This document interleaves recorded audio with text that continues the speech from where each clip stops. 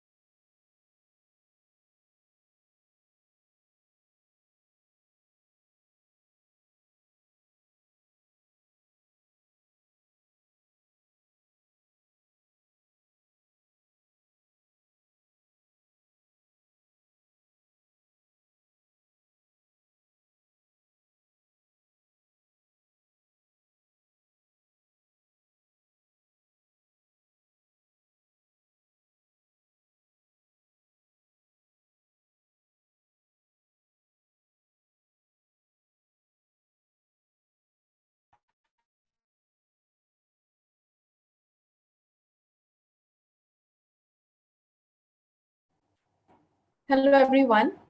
A very warm welcome to all of you present here. So in today's session, we are very honored to have Professor Bharat Ramaswami as a masterclass host. The format of the masterclass would be of 35 to 40 minutes of lecture, and the rest of the 20 minutes, we would keep the floor open to take questions from your end. So before I hand it over to Professor, I would like to introduce him formally to all of you. He's Professor Bharat Ramaswami is a professor of economics at Ashoka University, and prior to that, he was at the Indian Statistical Institute, Delhi. He has held visiting appointments at universities in Canada, Japan, Sweden, and the United States. Before earning a Ph.D. from the University of Minnesota, Ramaswamy sir obtained a bachelor's and a master's degree in economics from the University of Delhi. He was awarded the Mahalanobis Memorial Medal by the Indian Econometric Society in 2004 for his contributions to quantitative economics. The topic of the masterclass for the day is policies for risk sharing. Can we even achieve second best policies? The details of the session will be shared by Professor himself. Thank you, Professor, for joining us. Over to you. Thank you, Anuja. I'm really pleased to be here to talking to all of you. It's the purpose of this is really, this is my topic is part of my research for many years, but I also want to I also want to use it to illustrate kind of things that you might encounter when doing a higher level study in economics. So in some ways, that is I want to illustrate with the help of the topics that I've been studying, how MA economics will assist you in addressing issues that are, I think, important and which may contribution to economics.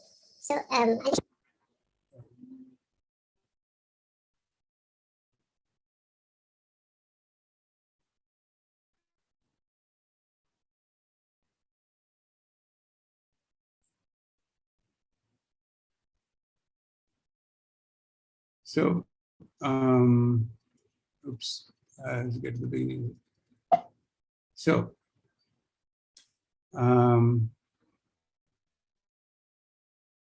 my screen is visible. So, yes. Thank you.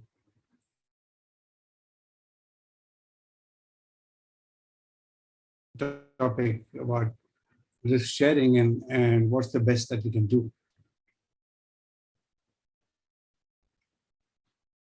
Um, in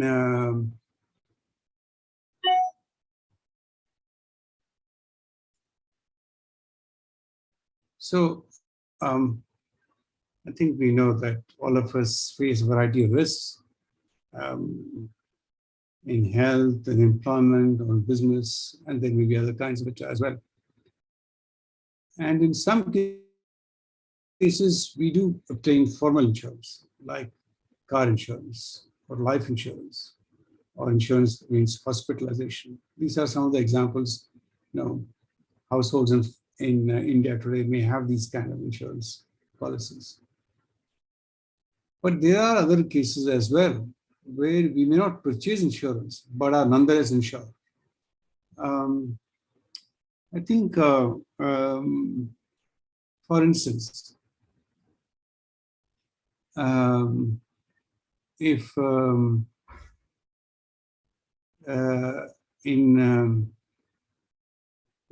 we all know, for instance, in government employment is quite secure. So when the COVID shock hit the Indian economy, quite a few people lost their jobs because their employer did not insure them against shocks. Some employers did, who could afford to do it. Prominent among them was the government. Nobody lost a job while working for the government. In the private sector too, maybe some of the larger employers did not. But those who worked in hospitality or restaurants, tourism, many of them did. So you can see that there is a employment risk, and so we all know that. In fact, many people prefer jobs with institutions like the government simply because it's secure. So now it's not a formal insurance contract, but nonetheless, the employer is providing it actually, and you're insured against the risk of losing your job because of a downturn in economic activity. Similarly, the employer may provide healthcare, and that's not, again, like an insurance contract that you purchase, but it's part of your wage contract, of your employment contract. So again, while it is not formally insurance, it can be thought of as insurance. Sometimes friends and relatives, they may also chip in whenever we face losses. In fact, sometimes we also help them when they are in need. Now, in common usage, we don't call this insurance, but in fact, that's what it is. It's based on reciprocity. We belong to the network, we help each other, and it's therefore different in the way it works compared to the formal insurance that we purchase. Now, insurance can therefore be explicit, like or insurance. That's explicit. But insurance can also, as in some kinds of employment, okay, like in government employment, or the fact that when you have when a rich person hires somebody to work at their homes, they may provide them that kind of implicitly that employment is guaranteed against downturns in economic activity. But insurance can also be informal, which is, by informal, we mean insurance that is not accompanied by written contracts that are enforceable in law. So that's when we receive help from friends, or when we help friends. So that's informal insurance. And for an economist, all of these are just different kinds of insurance. They have different properties, but they're all fundamentally insurance.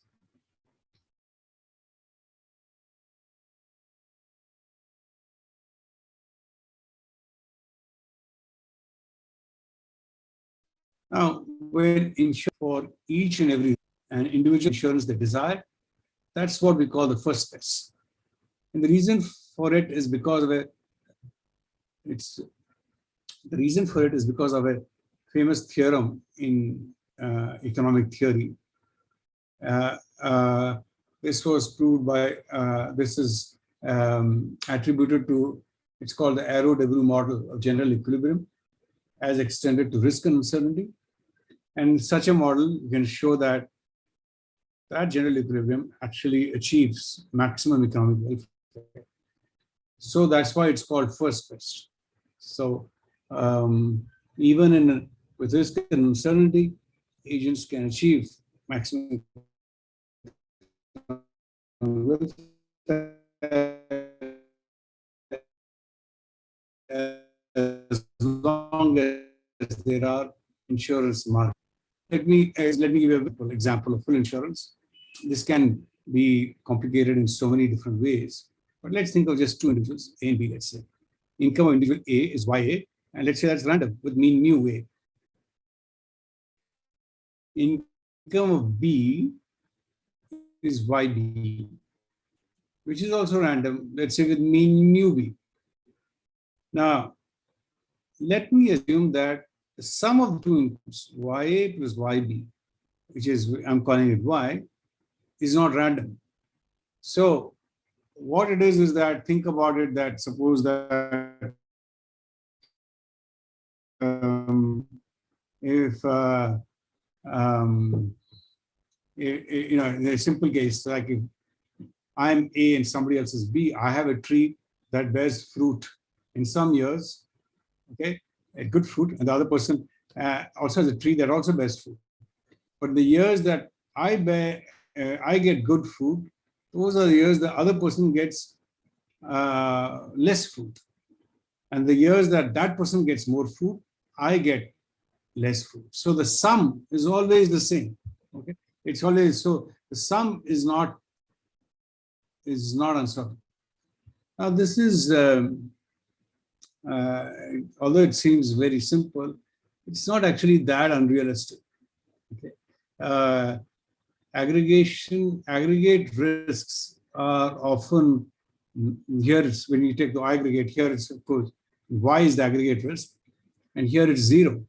And it's often the case that aggregate risk is much less than individual risk, because individual risk kind of cancel out. Some people have good years, some people have bad years, so the average is about the same. Okay, it's like now to say that aggregate risk is zero is maybe an extreme simplification. But I just want to drive home a point with this very simple model. When the aggregate risk is zero here, Y is not random. Risk can be pooled. What do I mean by that? That I mean that suppose we have a social planner, or let's say a government. They can collect these individual incomes, YA and YB, and then they get this aggregate Y, and they redistribute it to A and B. How do they redistribute it? They give the mean of YA, which is mu A, to A, and the mean of YB, which is mu B, to B. So each person receives their mean income, and their incomes are no longer random. Their incomes are certain. And this is possible because mu A plus mu B is just Y. So the government can just divide it into the means and give it to them. In this case, both individuals are better off. This follows from normal, your standard microeconomic theory of assuming if you have a von Neumann-Morgenstern expected utility function, that's and you have risk aversion, then the utility of this getting this mean income for certain is going to be greater than the expected utility of your uncertain stream. So that's going to be the case. So you're going to make everybody better off doing this way by pooling risks. The two individuals, they don't need the social planner. The two of us, it's like partnership, it's a network, and they can say, let us pool our incomes into a kitty, and then we'll divide it in this manner. Like you will get your mean income, I'll get my mean income. Okay. and they can do that. In fact, this idea that there is a risk share where between people who informally organize it has been tested a lot. It's in fact it's been found in many in India and in fact other countries, that in India, for instance, within village and caste-based groups, there is a lot of risk sharing goes on of this kind, okay, where they pool their incomes and they insure each other. So this research has shown there's considerable insurance through these informal means, through these risk sharing mechanisms. Now there's a third possibility. You can, instead of the government social planner or this network, this can be done through an insurance company as well. They can, if they have, if the aggregate risk is low, in this case it's zero, but it's low, then they can come in and they will be able to offer formal insurance contracts. Of course, I can show that, it can be shown, but in the interest of time, I'm skipping that. Okay.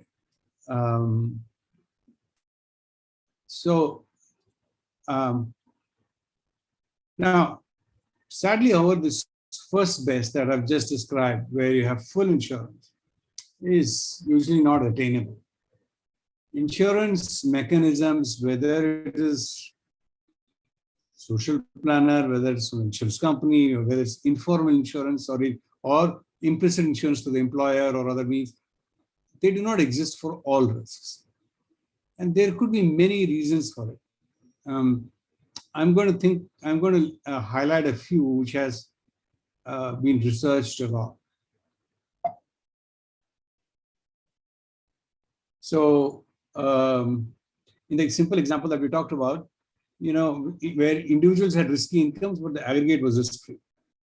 But more generally, risk pooling of the kind that I've described is possible whenever the aggregate risk is low, but not necessarily zero. Okay, it doesn't have to be zero. It has to be low enough that the insurance company or risk-sharing network can manage it.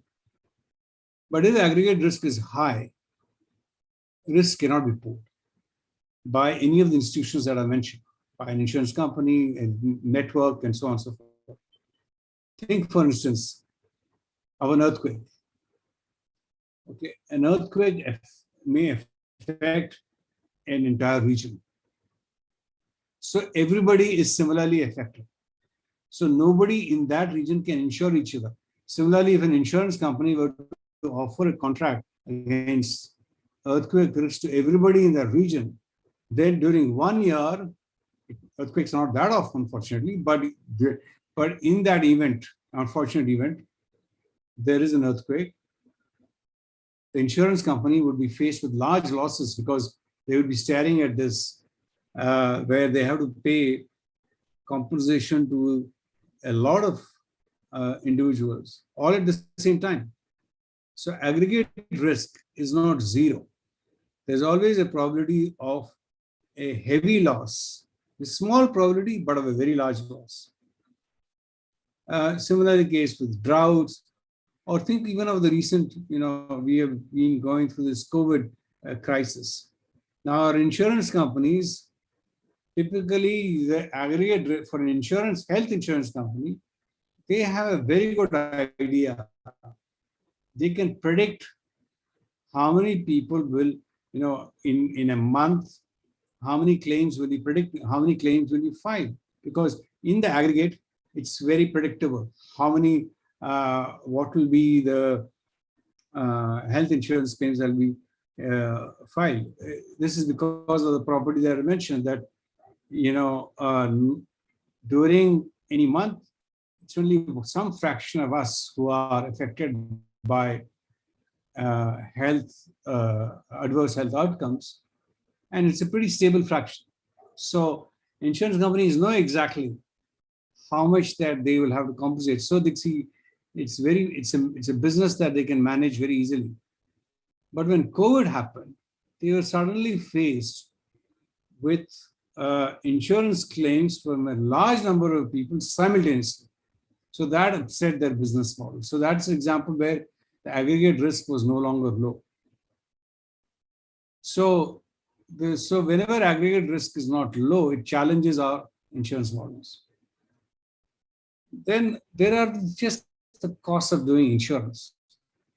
Firstly, the accident, the loss, or the damage, whatever we talk about it, against which insurance is obtained, that must be observable to the insurer. Insurer must be able to see it. If if the insurer cannot see the damage, then of course the insured can claim damage even when there was no loss. So a significant component of the cost of insurance is that of assessing the loss. The insurance company must assess the loss. Must verify, did this really happen? And did this happen to the extent claimed by the insured? So this is the big administrative cost. Then there's what is called the actuarial cost. The fact is that in some years they're paying out, and then they're collecting premiums in exchange for that. So in order to fix the premiums, they need to know what is the probability of loss. And to calculate the probability of loss, they need historical data. So you need all these, you have data requirements, you need to be able to observe the loss. And so these are the actual and administrative costs of insurance. And if it is excessive, then again, we may not get insurance markets. Then there are these information problems, and you may have already studied this in a little bit. It's a big topic in MA Micro. And this, so one instance of it is adverse selection. So think about health insurance. Some individuals may have more health risk than others. If the insurance company is unable to distinguish between those individuals who have less risk and those individuals which have more risk, then we'll charge them the same premium. But if they charge them the same premium, those with the low risks may find the cost of insurance excessive, and they may opt out of insurance. If they opt out, then the pool of insured with the insurance company is all the high risk. They are left with the high risk people. And this may become unviable, and the insurance company may withdraw from insurance. So models of this kind are very well known in economics, and they have also been empirically tested over the last few years. And then the other kind of information problem is moral hazard. Here, the moral hazard is that where the insurance company cannot observe the behavior of the insured. And this is important because insurance may change the behavior of those who receive insurance. For instance, take the employer-employee context. If an employee receives a fixed wage contract, irrespective of outcome, okay, they're getting the same salary every month, then they may not have an incentive to work very hard. Now, that can be managed if the employer can observe the effort the employee puts. And so your wage contract or your employment contract can be the effort that you put in. You cannot observe all the entire outcome, because the problem is that the outcome may be due to many things, right? We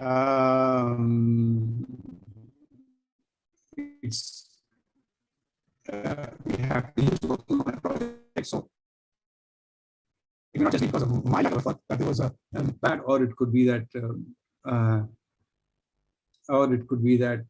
the outcome is subject to some shocks, and so the prices fell, and so the outcome was bad. It's not because of my fault. So the efforts and outcomes may not have a direct one-to-one relationship. So if an employer can observe the effort, then of course you can manage it. But more generally in insurance contracts, this is a big problem, because when you receive health insurance, the insurance company doesn't observe us all the time. So if we,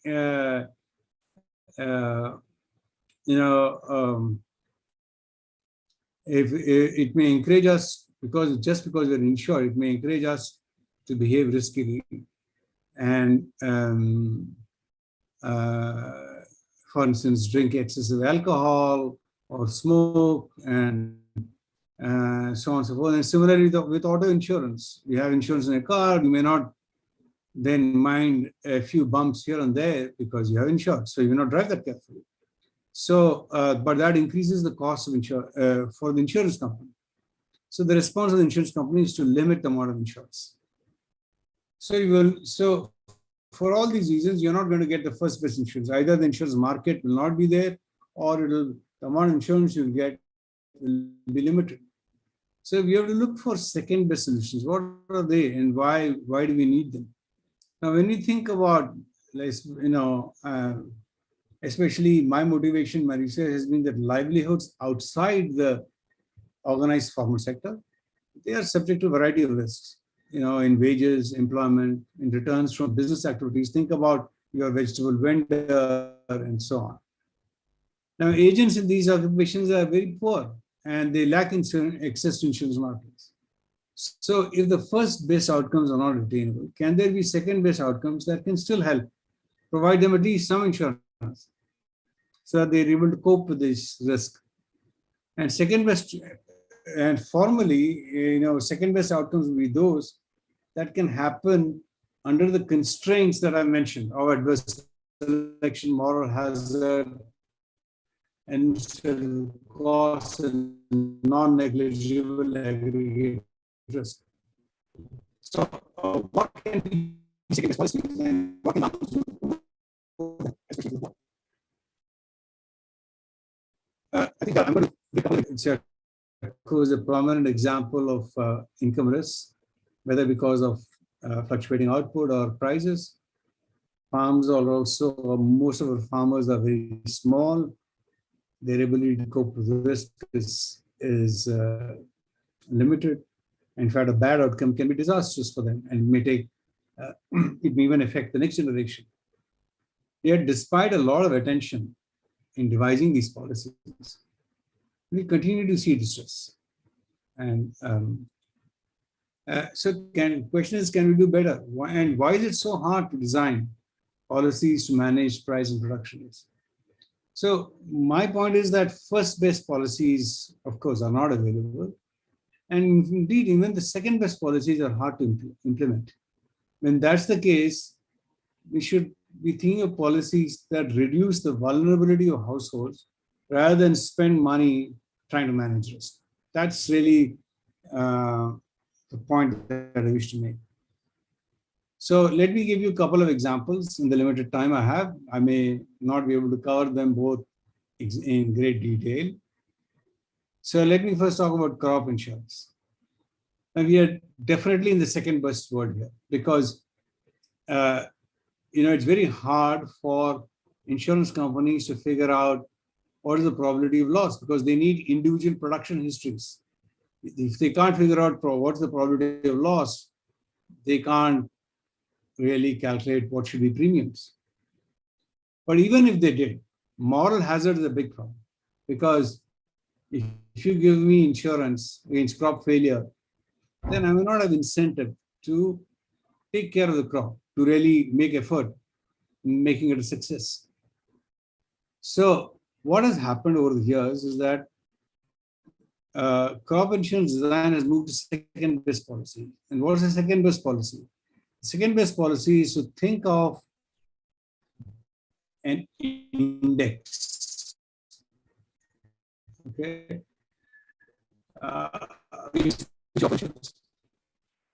So let's think of, let's say, we think of rainfall as a big reason for our crop failure.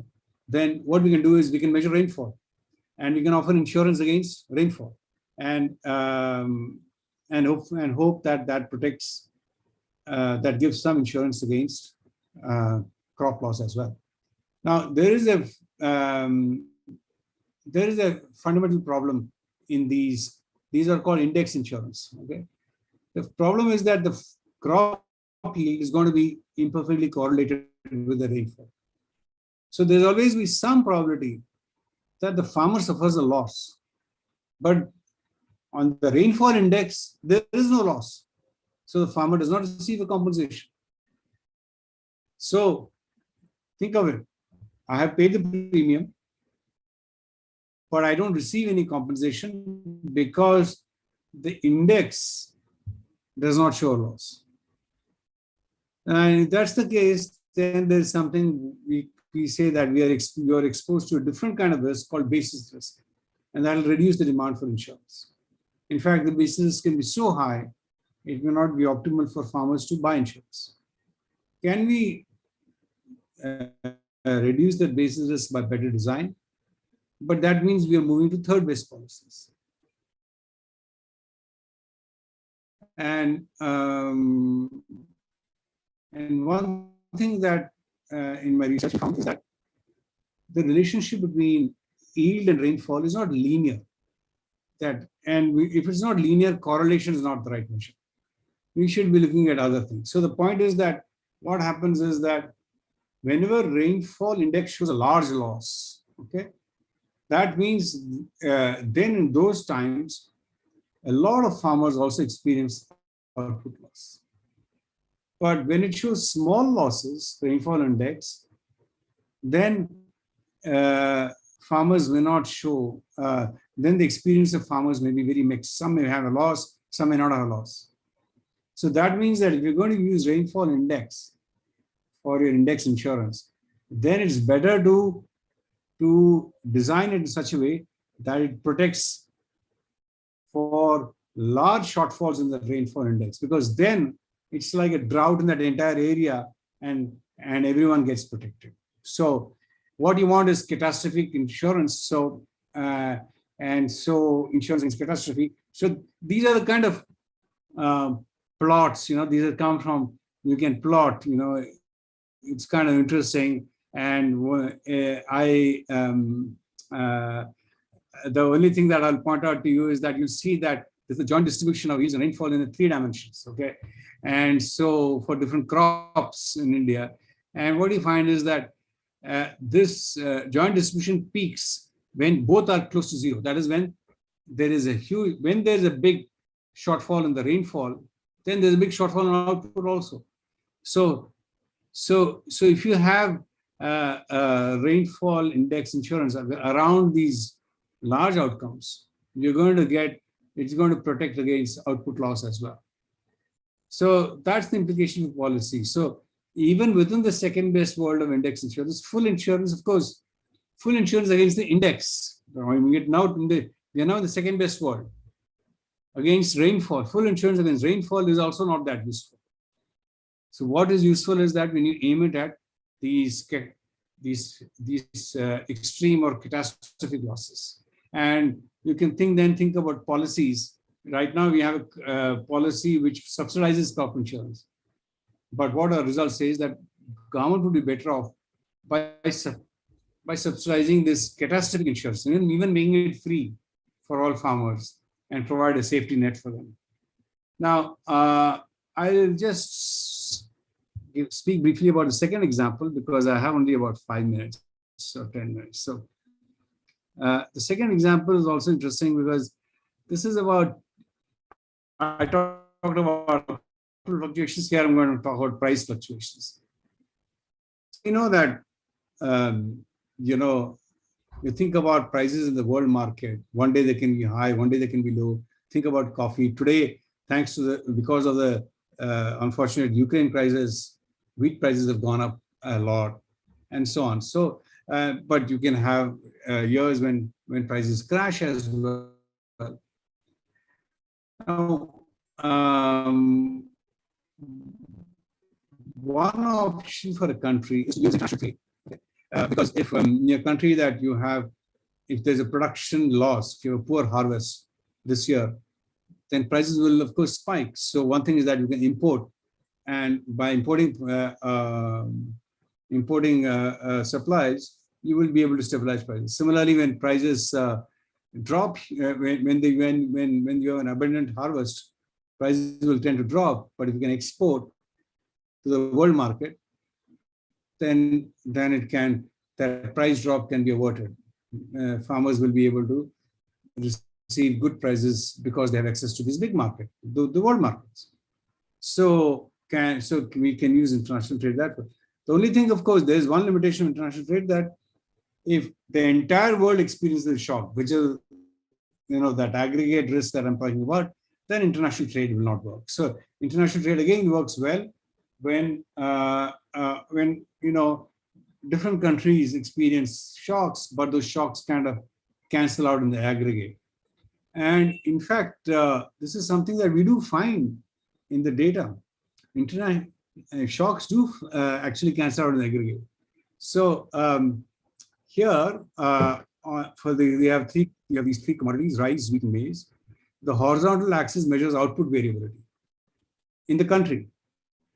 The vertical axis measures consumption variability, and all those green dots are just the coordinates of these two axes.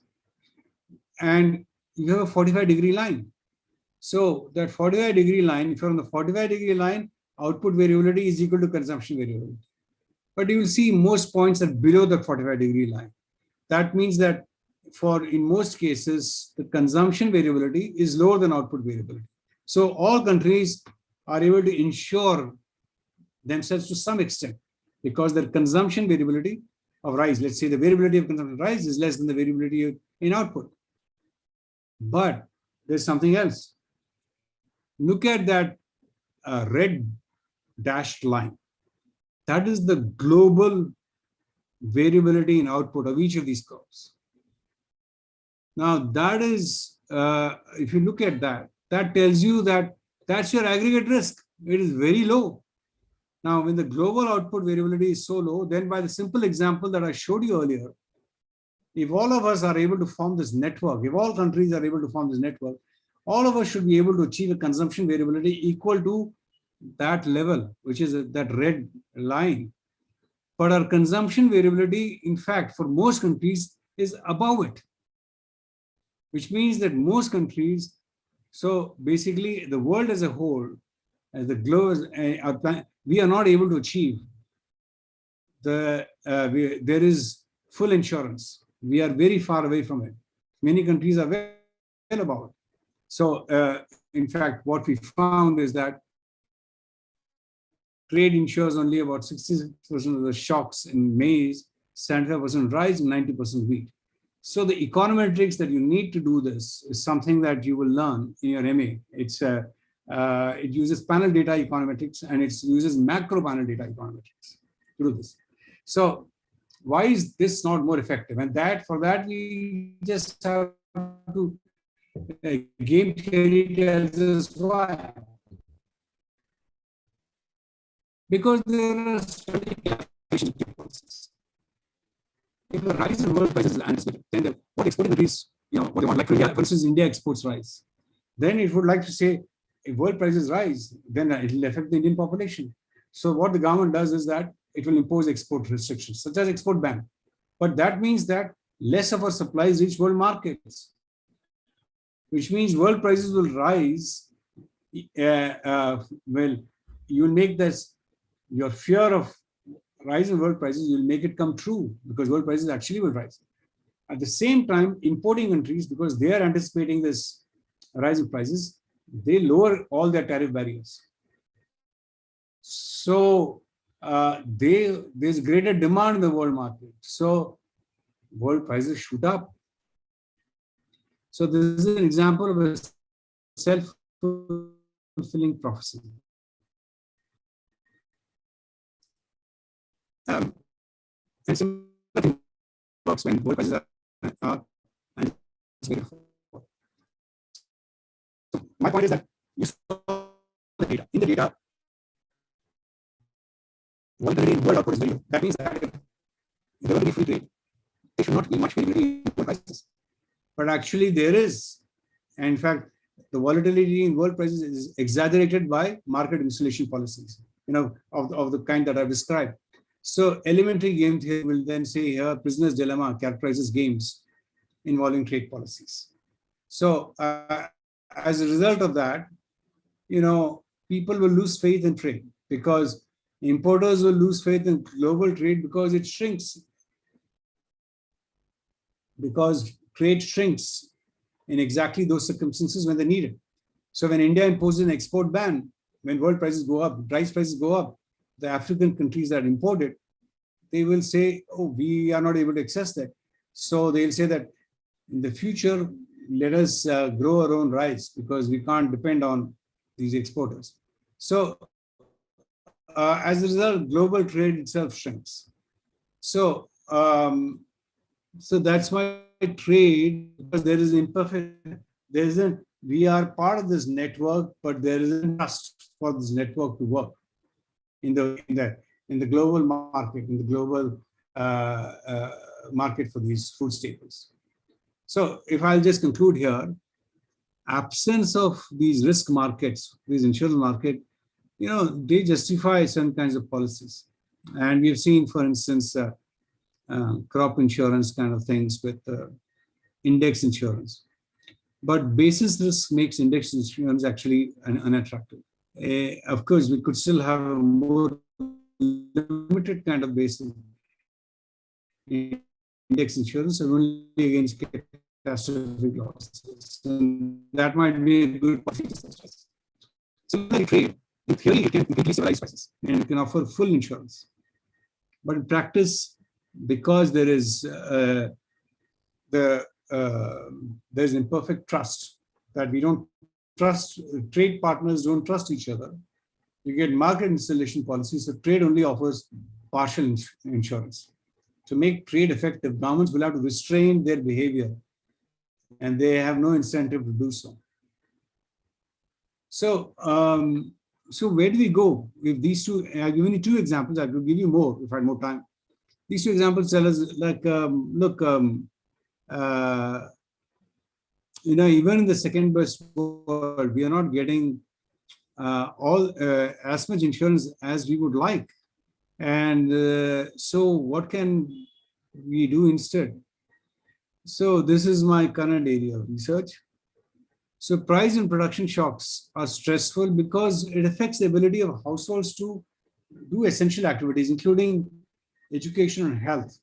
And households are really stressed when they have to withdraw children from schools because of income shocks or health shocks, and or if they can't, they are particularly stressed, of course, when a family member falls sick and they are not able to take care of them, and they also, when a family member falls sick, they also lose the income associated with that family member if it's an earning member of the family. So if households could have access to good public education and health, then that takes care of a big component of their vulnerability to these shocks. So they automatically have insurance provided through those means, although we don't think of them as insurance. But since we cannot insure them against their income risk or health risks in a very direct way, we can do this.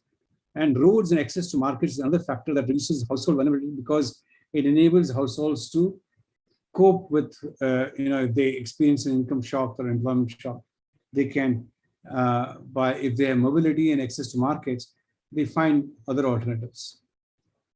So the direct expenditure and risk management mechanisms of the example that I've discussed, they will necessarily have to be limited and aimed strategically to have impact. Like, for instance, the extreme loss insurance that I discussed. So, but of course, that doesn't mean nothing can be done.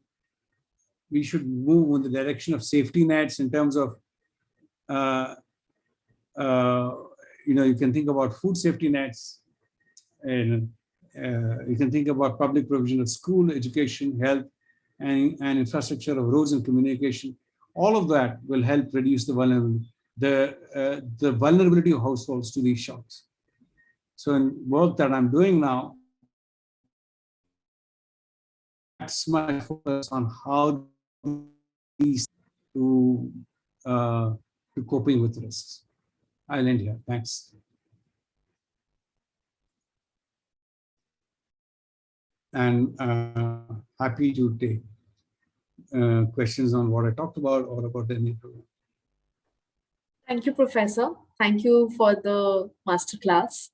There are a few questions in the line right now. If you want, I can read those out for you. So the first one is, are insurance excesses introduced to counter this moral hazard? Yeah. I'm not sure we call them excesses. To counter the moral hazard, what happens? I don't know what. Let me say, okay, what happens typically? Moral hazard is countered by by what insurance companies call a deductible. So if you are you're never fully compensated for the loss, right? In a sense, what happens is that the insurance company requires you to share in the loss, because then that would reduce your incentive to engage in behavior that increases risks. So that risk increasing behavior, to curtail that, the insurance company would ask that you also share the loss. So so that's why you have a deductible in health and auto insurance and so on. So I can see the questions now. Yeah. There is a question on if households have different kinds of risk, poor cannot protect themselves from all kinds of risks, then they may not see any point of protecting themselves from some. Question is, how to encourage poor to buy insurance? Well, I think that's my. I think it's a good question. The thing is that I think if your question is that if they cannot protect from themselves from all kinds of risks, then what's the point of protecting themselves from only some risks? Okay. Well, actually, that's that's known as incomplete insurance. Do we have in economic theory? It's an open question. Do we have incentives to, if you cannot insure against all risks, do we then have an incentive to buy against only some risks? And the answer to this depends very much on the interaction of the risks themselves. And this is I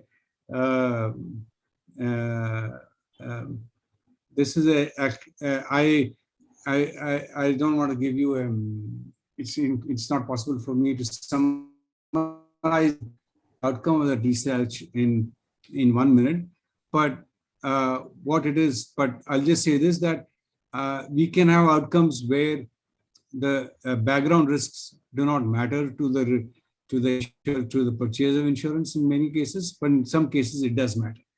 So in terms of encouraging poor to buy insurance, I think firstly, the insurance has to be valuable to them. We have to establish that, and that index insurance was an instance of that, where it protects against some risks but not all.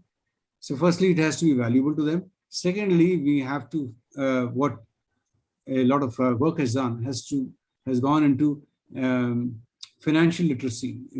What is the value of insurance? In fact, not just the poor, some of us as well often are not fully protected because we don't understand the value of insurance. So there is some work to be done in terms of financial literacy, and you've had these randomized control trials and experiments which have looked into the effects of these of financial literacy programs on the purchase of insurance.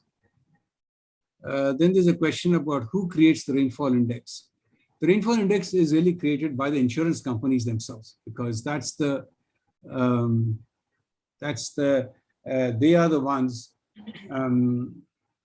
who have to offer insurance. But of course, it's subject to regulations. So where the insurance is subsidized by the government, then the government also has a say in making sure that the rainfall index is fair and is transparent and well understood by everybody. So I think, Kanuja, these were the questions on the top itself, right? Yeah, I can take those up, sir. So there's a question on the Haryana domicile certificate. I guess you are aware of this website called saralharyana.gov.in. Maybe you can retrieve your certificate from there. However, if you're still finding it to be an issue, please feel free to write to us. In that case, we'll definitely respond to it. The second part of your question is about the financial aid and the criteria that we follow. So for all the programs at Ashoka University, we follow a need-based financial aids policy. So it would be assessed on the basis of the financial context that you're coming from. On the basis of that, we would offer you a financial aid ranging from 25 to 100%. So I hope that clarifies your doubt. And the last question that I can see right now is that how much does the SOP affect the interview? The SOP is something where you talk about a lot about yourself gets reflected, right?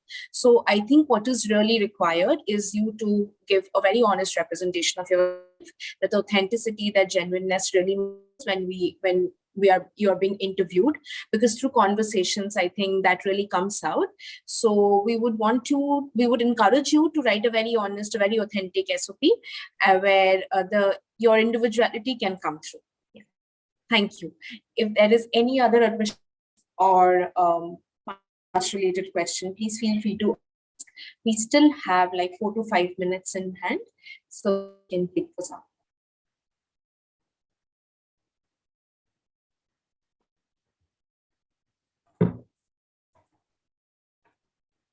Anuja, can I speak a little bit about the MA program? Yes, absolutely. Questions, if you are. One thing that I want to highlight about our MA is that we have a very diverse and large faculty. In fact, we are the biggest department of economics among all the top programs in India. So we are the biggest department. So we have people in a range of fields.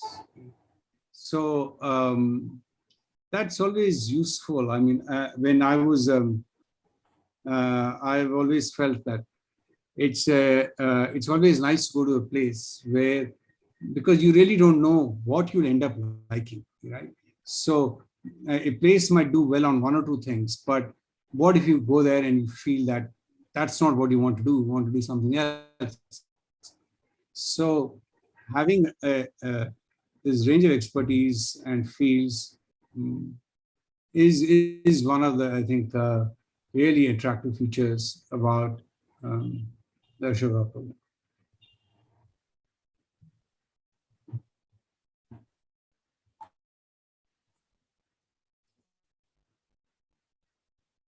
Yes.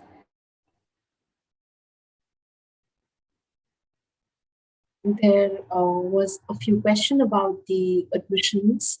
I have shared the relevant links with all the people who had those questions. Refer to the link. Just in general, would like to share that the application form has opened the month of December on the 1st of December, and the deadline is the 31st of March.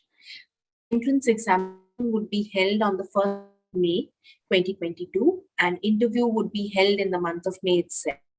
Your decision, you would get to know the decision notification by 3rd of June.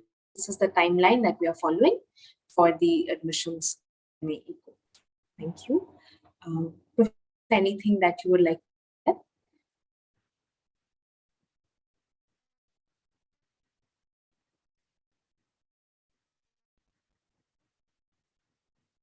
Yeah, Venkat, do you have a question? Please feel free to ask us then.